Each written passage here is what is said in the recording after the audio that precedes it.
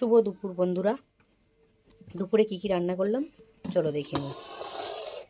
এই যে দুপুরে রয়েছে ভাতটা এখনও গরম রয়েছে, বেলাতেই বসিয়েছিলাম। আর এই যে এদিকে বানিয়েছি কাসুন্দি দিয়ে টক বড়ার, আর তার সাথে সাথে একটু মুসুর ডাল করে নিয়েছি পাতলা করে, সাথে একটু পেঁয়াজ আর শসা কেটে নিয়েছি। আর এই যে বেগুন একটু ছিল পরে, তো বাবুর জন্য ভেজে নিয়েছি। বাবু বেগুন ভাজা খেতে ভীষণই ভালোবাসে। আর মাম্মামের পছন্দের জিনিস হচ্ছে এই যে মাছের তেল ঝাল করেছি ধনেপাতা দিয়ে। আর তার সাথে বাবুর ড্যাডির পছন্দের এই যে শীষ পালং, আজকে বাঁধাকপি মটরশুঁটি দিয়ে করেছি। দেখে তো ভীষণই ভালো লাগছে, দেখতে ভালো লাগছে, কিন্তু জানি না খেতে কীরকম হবে। মনে তো হচ্ছে দুর্দান্ত হবে খেতে। আর বাবু স্কুল থেকে চলে এসেছে, এবার সকলকে খেতে দিই,